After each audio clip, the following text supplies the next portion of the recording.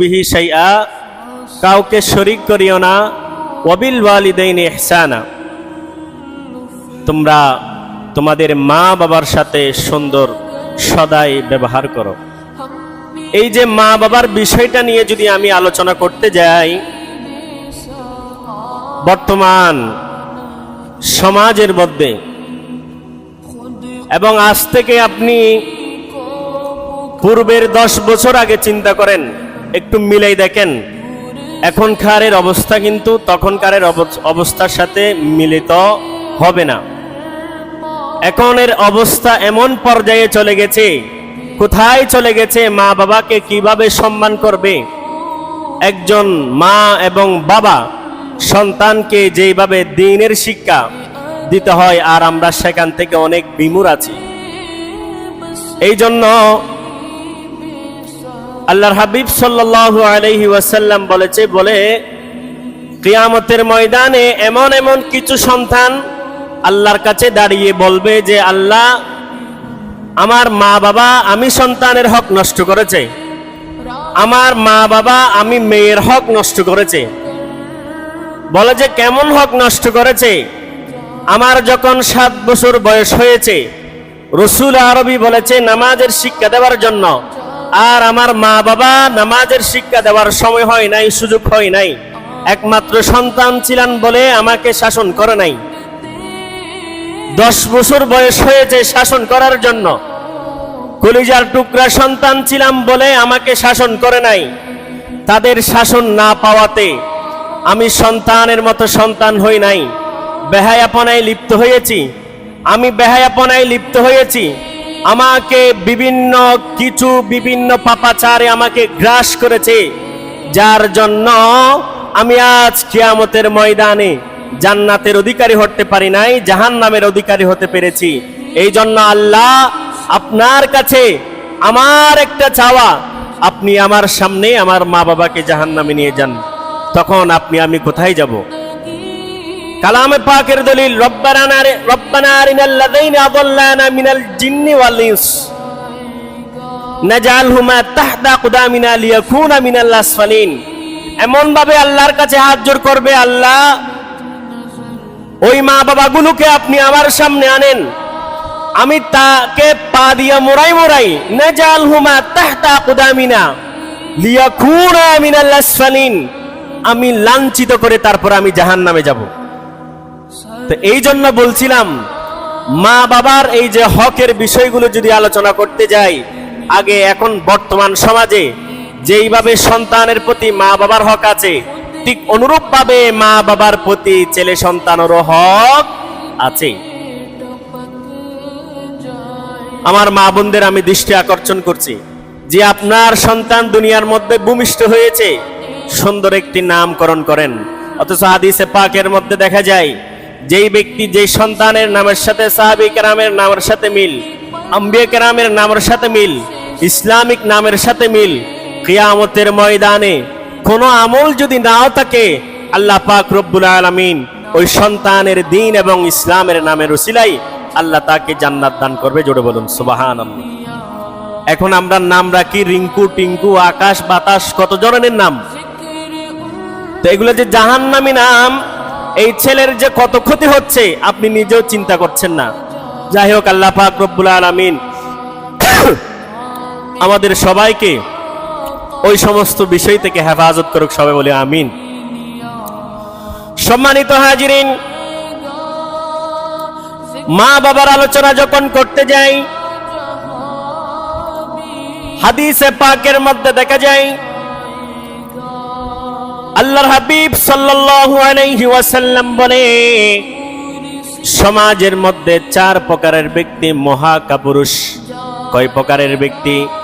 4 প্রকারের ব্যক্তি সমাজের মধ্যে মহাকাপুরুষ। সমাজের মধ্যে 4 প্রকারের ব্যক্তি মহাকাপুরুষ। তন্মধ্যে 1 প্রকার হচ্ছে শিরকু বিল্লাহ, যারা আল্লাহর সাথে শিরিক করে, ওই প্রকারের ব্যক্তি হচ্ছে সমাজের মধ্যে 1 নম্বর মহাকাপুরুষ। নবীজি সাল্লাল্লাহু আলাইহি ওয়াসাল্লাম বলেছে, কিয়ামতের ময়দানে আমার যে সমস্ত উম্মতরা আছে তার ভিতরে যদি শিরিক পাওয়া না যায়, কি পাওয়া? শিরিক পাওয়া না যায়, আমি রাসূল করিম ওই ব্যক্তির জন্য আল্লাহর কাছে শাফাআত করব। জোরে বলুন সুবহানাল্লাহ। আমি রাসূল করিম আল্লাহর কাছে সুপারিশ করব যদি শিরিক বিষয়টা পাওয়া না যায়। সম্মানিত হাজিরিন, ওইদিকে যাচ্ছি না, লম্বা আলোচনা। 4 প্রকারের মধ্যে 1 প্রকারের ব্যক্তি হচ্ছে যারা আল্লাহর সাথে শরীক করে, শিরিক করে।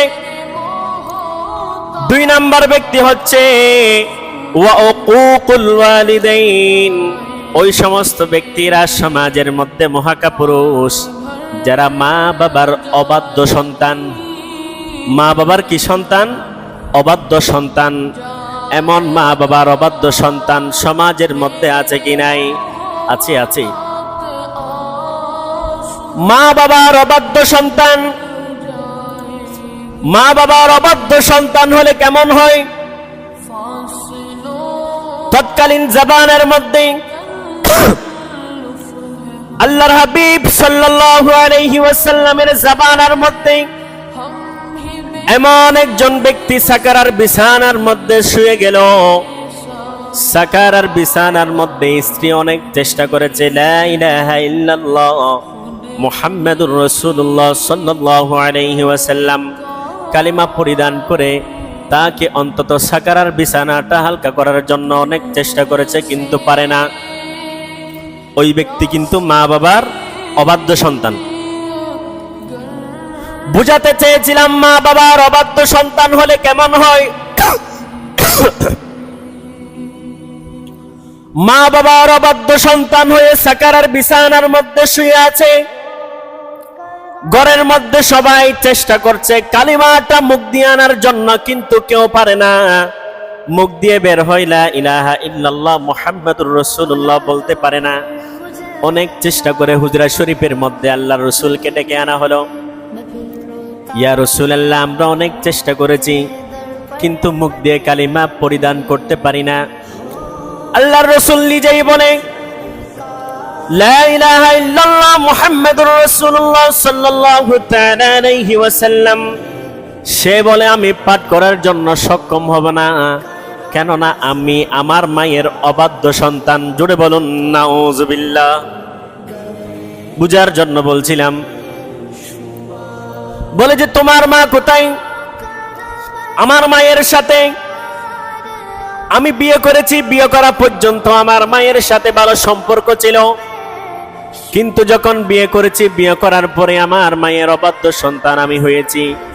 আমার স্ত্রীর কথা শুনে আমার জীর্ণ শীর্ণ মাকে, আমার বৃদ্ধ মাকে আমি ফেলে চলে আসিছি। বাবা ছিল, বাবা চলে গেছে। বাবা নাই, বাবা ইন্তেকাল করেছে। আমার মা ছিল, আমি আমার মায়ের অবাধ্য হয়ে আমি স্ত্রীর সাথে এখন আমি বসবাস করছি। ইয়া রাসূলুল্লাহ, আমি আমার মায়ের অবাধ্য সন্তান। আল্লাহর হাবিব বলে তোমার মা কোথায় আছে? বলে যে অমুক জায়গায় আমার মা আছে। সাহাবায়ে কেরামকে বললেন যাও তোমরা ওই ব্যক্তির বৃদ্ধ মাকে নিয়ে আসো। নিয়ে আসলেন, জিজ্ঞাসা করলেন এটাকে? হ্যাঁ আমার সন্তান। আপনার সাথে সম্পর্ক কেমন? ইয়া রাসূলুল্লাহ, আপনি আমাকে বেয়াদবি মাফ করবেন, আমার সন্তানের সাথে আমার সম্পর্ক ভালো নাই। ইয়া রাসূলুল্লাহ, আপনি আমাকে ক্ষমা করবেন, আমার সন্তানকে আমি বিয়ে করিয়েছি, বিয়ে করার পরে আমার সন্তান আমাকে ছেড়ে চলে যায়। ইয়া রাসূলুল্লাহ, আপনি বেয়াদবি মাফ করবেন, আমার সন্তানের সাথে দীর্ঘদিন পর্যন্ত আমার কোনো কথা নাই, আমার কোনো যাওয়া আসা নাই। সাহাবায়ে কেরামদেরকে বললেন যাও কাঠের ব্যবস্থা করো, আগুনের ব্যবস্থা করো, আগুন দিয়ে সন্তানকে জ্বালিয়ে দাও। কাঠের ব্যবস্থা করা হলো, আগুন জ্বালিয়ে দেওয়া হলো। আগুন যখন জ্বালিয়ে দেওয়া হলো তখন বৃদ্ধ মা ডেকে বললেন ইয়া রাসূলুল্লাহ, এটা তো আমার সন্তান, আমি কেমনে আমার সামনে আমার সন্তানকে আপনি জ্বালাই দিবেন, আমি কেমনে সহ্য করব? তাইলে আপনি বলেন আপনার সন্তানকে আল্লাহ এবং রসুলকে সাক্ষী রেখে বলেন আপনি ক্ষমা করে দিয়েছেন। বলে যে ইয়া রাসূলুল্লাহ, আমার সন্তানের সাথে দীর্ঘদিন ধরে আমার যদি যোগাযোগ না থাকে, আমার যদি সম্পর্ক না থাকে, আমার যদি কোনো যোগাযোগ না থাকে, আমার সন্তান যদি আমি মায়ের অবাধ্য হয়, তাতে আমার কোনো যায় আসে না। ইয়া রাসূলুল্লাহ, আমি নির্বিধায় আপনাকে সাক্ষী রেখে আমার সন্তানকে আমি ক্ষমা করে দিয়েছি। জোরে বলুন সুবহানাল্লাহ। তাহলে বুঝাতে চাইছিলাম, মা বাবার অবাধ্য হলে সাকারার বিছানার মধ্যে কালিমাও পরিধান করা সম্ভব হয় না। আল্লাহ রাসূল দুই হাত তুলে দিলেন, ওগো হামদে বারি তাআলা মালিক, মা তার সন্তানকে ক্ষমা করে দিয়েছে, আপনিও ক্ষমা করে দিন। এরপরে সাকারার বিছানার মধ্যে আল্লাহর হাবিব গেল, বলে যে আমার মুখে মুখে তেলাওয়াত করো, লা ইলাহা ইল্লাল্লাহু মুহাম্মাদুর রাসূলুল্লাহ সাল্লাল্লাহু তাআলা আলাইহি ওয়াসাল্লাম। জোরে বলুন সুবহানাল্লাহ। বুঝাতে চেয়েছিলাম, মা বাবার অবাধ্য হলে সাকারার বিছানার মধ্যেও কালিমা সম্ভব পরিধান করা সম্ভব হয় না। আর মা বাবার বাধ্য সন্তান হলে সাকারার মধ্যে বিছানার মধ্যে কঠিন যন্ত্রণার মধ্যে কালিমা পরিধান করতে সম্ভব হয়। এটা অন্যতম দালিল এবং প্রমাণ। বুঝাতে চেয়েছিলাম, হাদিসে পাকের মধ্যে 4 প্রকারের ব্যক্তি সমাজের মধ্যে মহাকাপুরুষ। তন্মধ্যে 1 নম্বর হচ্ছে যারা আল্লাহর সাথে শিরিক করে, 2 নম্বর হচ্ছে যারা মা বাবার অবাধ্য সন্তান, 3 নম্বর হচ্ছে ওয়াকাতলুন নাফস, অন্যায়ভাবে কাউকে হত্যা করা। এরা সমাজের মধ্যে মহাকাপুরুষ। এমন ব্যক্তি সমাজের মধ্যে আছে কি নাই? আছে, আছে ভাই। এগুলা মিম্বারের মধ্যে বললেও আপনারা আমাদেরকে গালি দিতে পারেন, কিন্তু এমন এমন সুব্যক্তি, সম্মানিত ব্যক্তি, দিনের বেলায় মানুষের সাথে যাতায়াত করে, কথাবার্তা বলে, রাতের বেলায় মারার চিন্তা করে, এরকম ব্যক্তি আছে কি নাই? সমাজের মধ্যে আছে। এগুলো আমরা না বললে এক প্রকারের মুসল্লির উপর জুলুম হবে। কেন হুজুররা সত্য কথা বলছে না? এই ধরনের ব্যক্তিকে আল্লাহর হাবিব বলেছে সমাজের মধ্যে এরা মানুষ নয়, এরা মহাকাপুরুষ। জোরে বলুন নাউযুবিল্লাহ। 3 প্রকারের গেল। 4 প্রকারের মধ্যে হচ্ছে ওয়াল ইয়ামিনুল গামাস, যারা কথায় কথায় মিথ্যা শপথ করে, কথায় কথায় যারা মিথ্যা শপথ করে, ওই সমস্ত ব্যক্তিরা সমাজের মধ্যে মানুষ নয়, এরা মহাকাপুরুষ, এরা শয়তান। মিথ্যা কথা বলা কবিরা গুনাহ। মিথ্যা বলেছে সে আবার আল্লাহর নামে শপথ করেও বলছে। মিথ্যা বলেছে সে আবার আল্লাহর নামে শপথ করছে। এই জন্য নবীজি বলেছে 4 প্রকারের ব্যক্তির মধ্যে 1 প্রকারের ব্যক্তি হচ্ছে যারা শিরিক করে, 2 নম্বর হচ্ছে যারা মা বাবার অবাধ্য সন্তান, 3 নম্বর হচ্ছে যারা অন্যায়ভাবে হত্যা করে, 4 নম্বর হচ্ছে যারা কথায় কথায় মিথ্যা কথা বলে আবার শপথ করে। ওই 4 প্রকারের ব্যক্তি সমাজের মধ্যে মহাকাপুরুষ। জোরে বলুন নাউযুবিল্লাহ। সম্মানিত হাজিরিন, আমি হয়তো আপনাদেরকে অন্তত একটু করে বুঝাতে চেয়েছিলাম যে আপনারা অন্তত একটুখানি বুঝেছেন যে যারা আল্লাহর সাথে শিরিক করে এরা মহাকাপুরুষ। যারা মা বাবার লাই অশ্লীল ভাষায় হতাবাত্র হয়, এক প্রকারে এক ভাষায় যারা মা বাবার অবাধ্য সন্তান, মা হদ্দে ড্যান্ডবাবু চলিবুল্লাই, বাপ হদ্দে ড্যান্ডদি চলিবুল্লাই, ইতে যা দুলডো তুলে কি সন্তান? অবাধ্য সন্তান। এরপরে 3 নম্বরত হদ দেয় আল্লাহ রসুল, যারা ওই সমস্ত ব্যক্তি অন্যায়ভাবে মানুষের হত্যা করে, অন্যায়ভাবে মানুষ মারি ফেলাই, তারা সমাজ যে একদম মহাকাপুরুষ। 4 নম্বর হদ দেয় আল্লাহর হাবিব। 4 নম্বর যারা কথায় কথায় মিথ্যা শপথ করে, অপরাধ করেছে আবার মিথ্যা শপথ, কথায় কথায় মিথ্যা শপথ করে, ওই সমস্ত ব্যক্তিরা সমাজের মধ্যে মহাকাপুরুষ। আল্লাহ পাক রব্বুল আলামিন এই 4 প্রকারের বস্তু থেকে আমাদের ঈমান এবং আমাদের জানকে হেফাজত করুক। প্রত্যেকে পড়ে আমিন। একটু দরুদ শরীফ পড়ুন। সালাতুনিয়া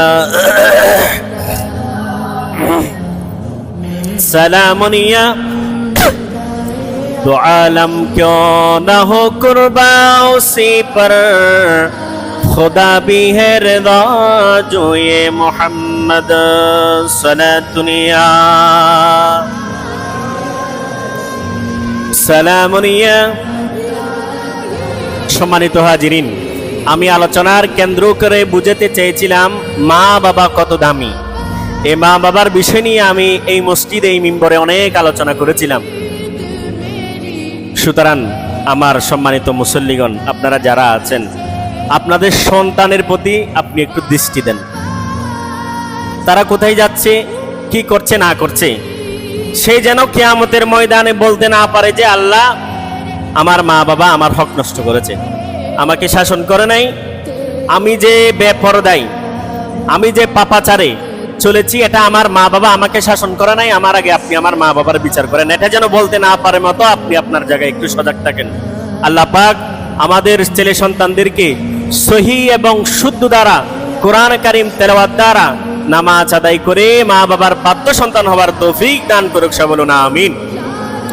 সম্মানিত হাজিরিন, বুঝাতে চেয়েছিলাম মা বাবা কত দামি। মা বাবার অবাধ্য হলে জান্নাত মিলে না, মা বাবার অবাধ্য হলে সাকারার বিছানার মধ্যে কালিমা পরিধান করতে পারে না।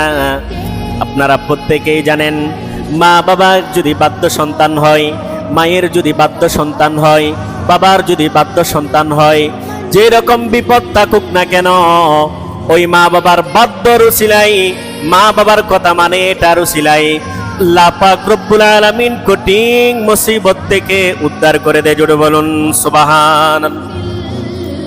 প্রত্যেকেই জানেন আপনারা, ওইদিকে আমি যাচ্ছি না, মুখতসর করে বলছি, 1 মিনিটের মধ্যে শেষ করে দিচ্ছি। বনি ইসরাইলের উম্মতের মধ্যে 3 জন ব্যক্তি বিপদের মধ্যে পড়েছে। বিপদের মধ্যে পড়ার পরে তারা গুহার মধ্যে আটকে গেছে, সামনে বিশাল বিশাল পাথর। বলো যে আল্লাহর কাছে একটু দোয়া করো না, তুমি কি আমল করো? একজন বলছে আমি এটা করি, আমি এটা করি, আমি এটা করি। 3 নাম্বারের মধ্যে তিনি বলছে যে আল্লাহ, আমার তো কোনো আমল নাই, ঘরের মধ্যে বৃদ্ধ মা আছে, বাবা ছিল সেটা মারা গেছে, তবে কিন্তু হ্যাঁ, আমি এই যে মেষ চড়াই সারাদিন মেষ চড়াই, দুধ নিয়ে সর্বপ্রথম আমি ঘরের মধ্যে আমি প্রবেশ করি। প্রবেশ করার পরে কোনো না কোনো রকম আমার মা যেদিন দুধ না খাই, সেদিন আমিও খাই না, আমার বউকেও দিই না, আমার সন্তানকেও দিই না। ইয়া রাসূলুল্লাহ, ইয়া হাবিবাল্লাহ সাল্লাল্লাহু আলাইহি ওয়াসাল্লাম, আপনার হাদিসে পাক অনুযায়ী আমি আমল করি। শুধু তাই নয়, ওগো রব্বুল আলামিন, আহকামুল হাকিমিন, এই আমলটার উসিলাই আমি ঘরের মধ্যে যখন প্রবেশ করি, আমি সর্বপ্রথম আমার মাকে দুধ দিই। আমার মা দুধ খাইলে এরপর আমি খাই, আমার বউ ছেলে সন্তান যারা আছে তারা খাই। ওগো রব্বুল আলামিন, এই আমলটার উসিলাই আপনি আমাদেরকে একটু মুক্ত করে দিন। সাথে সাথে আল্লাহর কাছে এটা বলার ফরফরেই গুহার মধ্যে তারা আটকে গিয়েছে, ওখানের মধ্যে বড় বড় পাথরগুলো অটোমেটিকলি সরে গেছে। সুবহানাল্লাহ। আমি ওয়াকিয়া বলছি না, ঘটনা বলছি না, বুঝার জন্য বলছি। মা বাবার সেবা করলে, মা বাবার বাধ্য সন্তান হলে কঠিন মুসিবত থেকে রব্বুল আলামিন উদ্ধার করে দেয়। আর মা বাবার নাফরমানি করলে, মা বাবার সাথে বেয়াদবি করলে আল্লাহ পাক রব্বুল আলামিন তার জন্য হারাম করে দিয়েছে। 3 প্রকারের বস্তুর জন্য জান্নাত হারাম, ওই সমস্ত ব্যক্তির জন্য জাহান্নাম। জান্নাত কিন্তু হারাম 3 প্রকারের ব্যক্তি। 1 প্রকারের ব্যক্তি হচ্ছে যারা মা বাবার অবাধ্য সন্তান, ওই প্রকারের ব্যক্তির জন্য জান্নাত হারাম। 3 প্রকারের মধ্যে অন্যতম ব্যক্তি হচ্ছে যারা মা বাবার অবাধ্য সন্তান। আল্লাহ পাক রব্বুল আলামিন আমাদের সবাইকে বুঝার তৌফিক দান করুক, সে বলুন আমিন। এখন আলোচনাগুলো করে যাচ্ছি যে এগুলো আসলে আমাদের যুবকদের প্রয়োজন বেশি। তবে আমাদের মা বাবার যে এত গাফিলাতি, আমাদের এটা তো আমার সন্তানকে আমি বুঝাই একটু আগে বাকি মসজিদে আনতে পারি না। হুজুর, আমি আমার সন্তানকে এত বুঝাই সে বুঝে না, এত বুঝাই সে বুঝে না। কিরে, 24 ঘন্টা তো আপনি সময় পান, আমি সপ্তাহে তো আধা ঘন্টা একটুখানি সময় পাই, এটা কি বুঝাবো আমি আপনাকে? আপনি তো বুঝাই সুঝাই একটু মসজিদও দিতে পারেন না। মা বাবাকে সেবা করলে, মা বাবার বাধ্য সন্তান হলে আর মা বাবার অবাধ্য সন্তান হলে কি হয় না হয়, এগুলো তো অন্তত মসজিদের মধ্যে একটু আলোচনা করা যায়। এটা শোনার জন্য তো মসজিদে পাঠাইতে পারেন না, কি আর করার আমাদের। তো যাই হোক, আল্লাহ পাক রব্বুল আলামিন আমাদেরকে বুঝার তৌফিক দান করুক, সে বলুন আমিন। এখন আসুন যে মা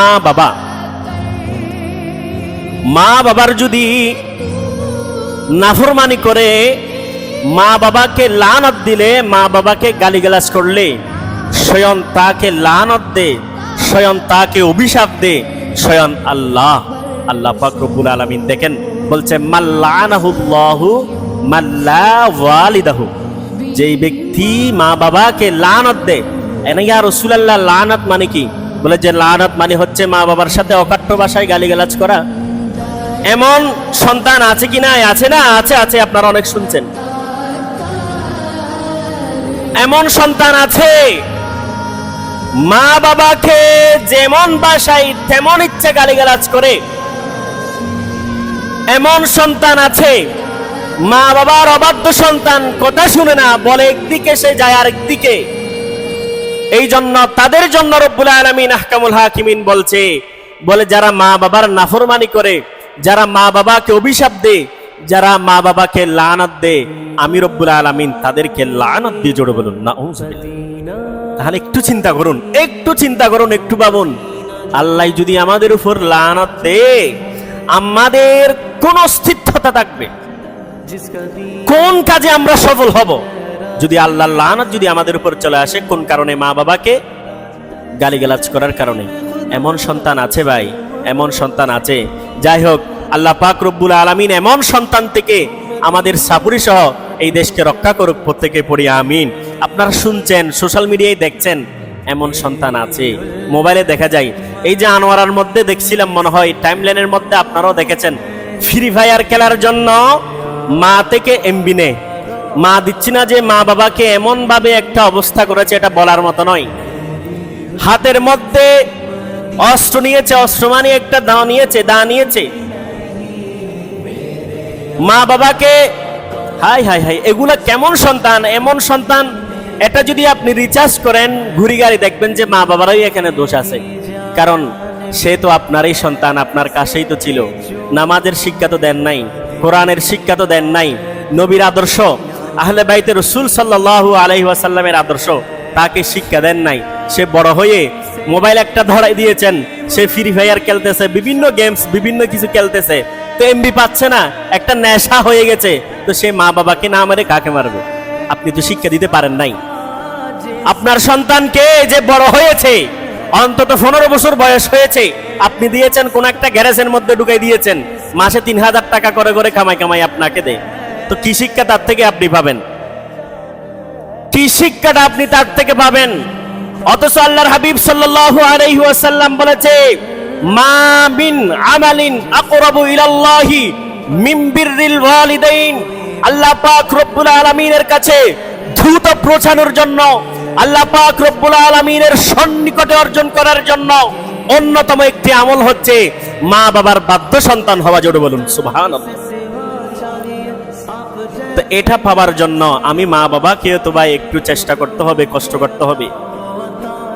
কিয়ামতের ময়দানে আল্লাহকে ডাকবে, আল্লাহ, সন্তান বলবে, আল্লাহ আমি আপনার কাছে অনুরোধ করি, আমার মা বাবা আমি সন্তানের হক নষ্ট করেছে।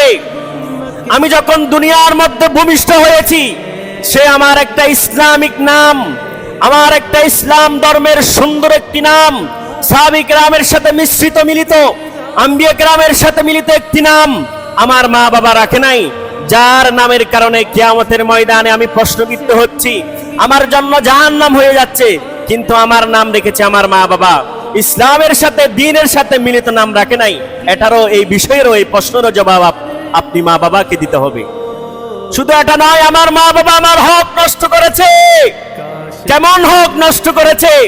আমার যখন 7 বছর বয়স হয়েছে, আমার মা বাবা আমাকে নামাজের শিক্ষা দেয় নাই, আমার মা বাবা আমাকে কোরআনের শিক্ষা দেয় নাই, আমার মা বাবা আমাকে হুসন খুলুকের চরিত্রের শিক্ষা দেয় নাই, আহলে বাইত রাসূলের ভালোবাসার শিক্ষা দেয় নাই, প্যারা হাবিব সাল্লাল্লাহু আলাইহি ওয়াসাল্লামের শিক্ষা আমাকে দেয় নাই। আল্লাহ, আপনি যে আমার বিচার করার আগে আমার মা বাবার বিচার আপনি করুন। এখন এটার সাথে একটু মিলাই দেখুন তো, আমরা 7 বছর বয়সে আমাদের সন্তানকে আমরা কি শিক্ষা দিই? ফুরকানিয়া তো ফাটাইতে পারি না, আমি মা বাবাও ঘুম থেকে উঠতে পারি না। আপনারা রাগ করবেন না ভাই, এটা বলার পিছনে আমার এখানে লাভ নাই। আমি কিন্তু মিম্বার রাসূলের দায়িত্ব পালন করছি। কিন্তু আপনি একটু চিন্তা করেন যে আমার সন্তান যে 7 বছরের বয়স হয়েছে, নামাজের শিক্ষা দেওয়ার জন্য যে আল্লাহ রাসূল বলেছে, আমি কি আসলেই দিচ্ছি? আসলেই কি আমার সন্তানকে শিক্ষা দিচ্ছি? 10 বছর বয়স হয়েছে, তাকে শাসন করেন। আর আপনি বলেন হুজুর আমি মোবাইল দিয়েছি, ভাত খাওয়ার সময় সে ভাত খায় না, মোবাইল ফাইলে ফ্রি ফায়ার খেলে খেলে অন্তত গেমস দেখে দেখে বিভিন্ন টমাঞ্জিরি থেকে শুরু করে মোটে পাতলু পর্যন্ত এগুলা দেখে দেখে সে ভাত খায়, আমি যদি মোবাইল নিয়ে ফেলি সে ভাত খাই না, হুজুর বড় হলে ভালো হয়ে যাবে। ভাই আপনাকে ডাক্তার ওষুধ দিয়েছে 3 দিনের একটা ডোজ, একটা কোর্স আপনাকে দিয়েছে, ডোজটা শেষ হয়ে যাওয়ার পরে আপনি বলছেন ডাক্তার আমার চিকিৎসা আমার মনে হয় ভালো হয় নাই, রোগ যাচ্ছে না। তো একটা তো বয়স সীমা আছে, বয়স সীমা যখন পার হয়ে যাবে আপনি তাকে কিভাবে ঠিক করবেন? এই যে দেখছেন না আনোয়ারার ঘটনায় বটকি দিয়ে সে মারামারি করবে, এর চেয়ে আর বেশি কিছু করবে না। তো কিয়ামতের ময়দানে বলেছিলাম সন্তানরা আল্লাহকে বলবে, আল্লাহ আমি আপনার কাছে অনুরোধ করি আমার হক আমার মা বাবা নষ্ট করেছে, 7 বছর বয়স আমার হয়েছিল, নামাজ শিক্ষা দেয় নাই, কোরআনের শিক্ষা দেয় নাই, হুব্বে মুস্তাফার শিক্ষা দেয় নাই, আহলে বাইত রাসূলের প্রেম এবং মুহাব্বত ভালোবাসার শিক্ষা আমাকে দেয় নাই। 10 বছর বয়স হয়েছে আমার মা বাবা আমাকে শাসন করে নাই, একমাত্র সন্তান ছিলাম বলে আমার মা বাবা আমাকে শাসন করে নাই। আপনি আমার বিচার করার আগে আপনি আমার মা বাবার বিচার আপনি আগে করুন। এটা কোরআন কারীমের আয়াত, রব্বানা আরিনাল লাযাইনি আদাল্লানা মিনাল জিন্নি ওয়াল ইনস নাজআলহুমা তাহতা আকদামিনা লিয়াকুনা মিনাল আসফালিন। আমার মা বাবাকে আমার সামনে হাজির করেন, এটা কোরআন কারীমের আয়াত। আমার মা বাবাকে আমার সামনে হাজির করেন, আমি তাদেরকে দেখব আমার হক কেন নষ্ট করেছে, আমি আমার মা বাবাকে প্রশ্ন করব। কেন আমাকে নামাজের শিক্ষা দেয় নাই, আমি প্রশ্ন করব। কেন আমি পাপাচারে লিপ্ত হয়েছি, আমার বাবা আমাকে বাধা দেয় নাই, আমি আমার মা বাবাকে আমি প্রশ্ন করব। আমাকে কেন সহি কোরআন শিক্ষা দেয় নাই, যে কোরআন শিক্ষা দ্বারা আমি আল্লাহর হক আদায় করব, 5 ওয়াক্ত নামাজ আদায় করব, এই শিক্ষা কেন দেয় নাই, আমি প্রশ্ন করব। তাদেরকে সামনে আনা হবে। সন্তান সন্তান আপন সন্তান আপন ছেলে মেয়ে কিয়ামতের ময়দানে নাজআলহুমা তাহতা আকদামিনা লিয়াকুনা মিনাল আসফালিন, এমন ভাবে তাদেরকে লাথি দিবে, পায়ের সাথে ঘুরাই ঘুরাই তাদেরকে বেইজ্জত করবে, মা বাবাকে বেইজ্জত করে এরপরে আল্লাহকে বলবে, আল্লাহ আমার জন্য যে জাহান্নাম নির্ধারণ হয়েছে, আমি আমার মা বাবাকে বেইজ্জত করেছি, এখন আমাকে জাহান্নামে দিয়ে দেন। তাহলে আপনি কোথায় যাবেন? আমাদের ছেলে সন্তানদেরকে আমরা কি শিক্ষা দিই? আর এগুলা তো আমরা হুজুররাই বললে তো এগুলা খারাপ। আরে ভাই, যে একজন সন্তান যে 7, 8, 10 বছর বয়স হয়েছে এটাকে কোরআন শিক্ষা দিবেন, একটু ফোরকা নিয়ে ফাটাবেন। এখন তো আপনি নিজেই ঘুম থেকে উঠতে পারেন না, নিজেই উঠতে পারেন না, কি শিক্ষা দিবেন তাকে? কিভাবে ফোরকা নিয়ে ফাটাবেন? সে বড় হয়ে 7, 8, 10 বছর 15 বছর বয়স হয়েছে, মসজিদে আসার জন্য আপনি তাকে বলছেন, বলে যে আমি সূরা ফাতিহাতেও সুন্দরভাবে জানি না, আমি কেমনে মসজিদে গিয়ে কি করব, কি নামাজ পড়ব? ফজরের নামাজ পড়ার জন্য আসলাম, ফজরের নামাজের আগে 2 রাকাত সুন্নত আছে, এই সুন্নতটা পড়ার জন্য সে আল্লাহু আকবার নিয়ত বেঁধেছে, আলহামদুলিল্লাহ শুদ্ধভাবে জানে না। অথচ নামাজ ভাঙার কারণ 19টির মধ্যে 1 নম্বর হচ্ছে কালামে পাক যদি অশুদ্ধ পড়ে, কোরআন শরীফ অশুদ্ধ পড়লে নামাজ সাথে সাথে ভেঙে যাবে। কোন ইমাম যদি কোরআন তেলাওয়াত অশুদ্ধ পড়ে তার পিছনে নামাজই হবে না। কোন মুসল্লি যদি কোরআন কারীম তেলাওয়াত অশুদ্ধ পড়ে তার নামাজ হবে না। তো সন্তান যদি বলে, আল্লাহ আমার মা বাবা আমাকে কোরআন শিক্ষা দেয় নাই, ফজর যখন হয়েছে আমার বয়স 9-10 বছর, আমার মা বাবা ঘুমিয়েছে, আমাকেও ঘুম পাড়াচ্ছে, যদি আমি কান্না করি আমাকে মোবাইল দিয়েছে, বলে যে টমাঞ্জিরি দেখো তোমার কান্না থেমে যাবে, এরপরও আমাকে ফোরকা নিয়ে ফাটাই নাই। বাস্তব কথা আমি তুলে ধরছি, খারাপ মনে করবেন না, বাস্তব কথা দিয়ে আমি বলছি। কেন ভাই আপনার সন্তান, কেন একজন ইহুদি খ্রিস্টান জাহান্নামের অন্যতম ভাগীদারের ব্যক্তির ফলোয়ার কেন হতে পারে? দেখি আপনি বলেন তো। ও যেরকম করে আপনার সন্তানও সেরকম করে। ব্রাজিলের একজন জানোয়ার আর্জেন্টিনার একজন জানোয়ারকে ফলোয়ার বানিয়ে সে যে এরকম চুল রাখে, আপনার সন্তানরাও সেইভাবে চুল রাখে। কেন? তার ভিতরে মৌলা আলী শের খোদার আদর্শ কি আসে না? সেই শিক্ষা কি আমরা দিতে পারি না? তার ভিতরে সিদ্দিক আকবরের শিক্ষা কি আসে না? এটাকে আমরা দিতে পারি না? ঠিক অনুরূপ ভাবে সেইভাবে আপনি চিন্তা করেন, আপনার একজন মেয়ে পশ্চিমা কালচারে এমন ভাবে ভুর হয়েছে, তারা যে রকম পোশাক পরে, চুলকে একদম জঙ্গলের মতো রাখে, এইভাবে সেই পোশাক পরে, কি একটা অবস্থা সমাজের মধ্যে। আরে ভাই, আমি যে ইফটিজিনের মামলা দিচ্ছি, ইফটিজিন করার সুযোগটা কে করে দিচ্ছে? এটা তো আপনাকে আমাকে আগে চিন্তা করতে হবে। এমন পোশাক দ্বারা কিভাবে ঘর থেকে বের হয়? আপনি কোথায় ছিলেন? আপনি বাবা কোথায় ছিলেন? মা কোথায় ছিলেন? এমন পোশাক পরিধান করে চুল একদম হেলাই দুলাই কেমনে আপনার সন্তান বের হয়? এটা কি আসলেই কি একজন মুসলিমের সংস্কৃতি কালচারের ভিতরে কি আছে? তো এগুলো যদি আমরা বলি, বলো যে হুজুর অলতুনি যারা হন হতা নেই হতা মুসুদুম বিজি, এগুলা বললেই তো আমরা খারাপ, এই আদর্শের কথা বললেই তো আমরা খারাপ। আপনার সন্তানকে একটু প্রশ্ন করে দেখুন তো, যে আল্লাহ রসুল বলেছে যে 3 ধরনের চুল কাটা সুন্নত, একটাও কি আপনার সন্তানের ভিতরে আছে? যে সুন্নতি লিবাস কি আসলেই কে আছে? আমি কোন আদর্শে আমার সন্তানকে বড় করেছি? তো সে বড় হয়ে ফ্রি ফায়ার খেলার জন্য যদি টাকা না পাই, আপনি মাকে না কোফায় কাকে কোফাবে সেটা আপনি প্রশ্ন করেন। আপনাকে আপনি প্রশ্ন করে আনসারটা বের করেন। ভাই আমার সম্মানিত মুসল্লিগণ, আমি বুঝার জন্য বলছি, এগুলা বলার পিছনে, এগুলা বললেও আপনি আমাকে বেতন দিবেন, না বললেও আপনি আমাকে বেতন দিবেন, তবে আমি সমাজ, পরিশুদ্ধ সমাজ চাই। মা বাবার বাধ্য সন্তান দ্বারা সুন্দর একটি যুবক চাই, সুন্দর কিছু যুবক চাই। মা বাবার বাধ্য সন্তান দ্বারা সুন্দর সাপুরি চাই। এগুলা বলার পিছনে আপনারা যদি খারাপ ভাবেন, অন্তত আমি না কে বলেছে না বলে যে হুজুর কি বলেছে, এটা দ্বারা একটু চিন্তা করেন। 1 মিনিট শুধু লাইটটা বন্ধ করে চিন্তা করবেন যে হুজুর আসলে কি সত্যি বলেছে? যে আমি সন্তানকে যে ঠিক মতো শিক্ষা দেয় নাই, 15 বছর বয়স হয়েছে, দিয়েছে ল্যাপটপ, দিয়েছে একটি মোবাইল দিয়েছে, সেই মোবাইল দ্বারা আমি সারা রাত জাগ্রত, 3টা 4টা হয়েছে আমি ঘুমাচ্ছি, ফজরের নামাজ কোন দিকে চলে যাচ্ছে, সকালবেলায় 10টা হয়েছে মারি মারি ঘুম থেকে তুলতে হচ্ছে স্কুলে যাওয়ার জন্য, স্কুলে আমি যাই নাই, এইভাবে দিন পার হচ্ছে, এইভাবে দিন পার হচ্ছে, বড় হয়ে এক ধরনের মা বাবার অবাধ্য সন্তান হয়ে যাচ্ছে। তো এটা তো আমরাই তৈরি করে দিচ্ছি। এই জন্য আমার সম্মানিত মুসল্লিগণ, আমার সম্মানিত মুরব্বীগণ, আমার সম্মানিত সাপুরিগণ, আমার মা বোনরা, আপনার সন্তানকে আপনি কিভাবে বড় করছেন? বড় হয়েছে কি আসলেই কি আপনার অবাধ্য সন্তান হবে? এটা মাথায় রেখে আপনার সন্তানকে আপনি মানুষের মতো মানুষ করুন।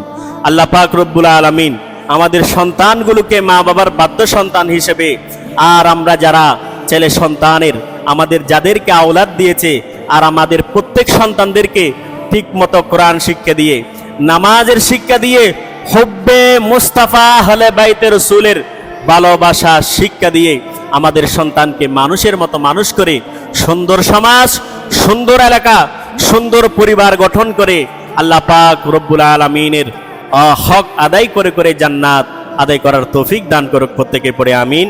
ওয়া আখিরু দাওয়ানা আলহামদুলিল্লাহি রাব্বিল আলামিন। আমার কথাই যদি আপনারা কেউ কষ্ট পেয়ে থাকেন, আল্লাহর ওয়াস্তে আমাকে ক্ষমা করে দিবেন। যারা সুন্নত আদায় করেন নাই, 4 রাকাত সুন্নত আদায় করে নিন।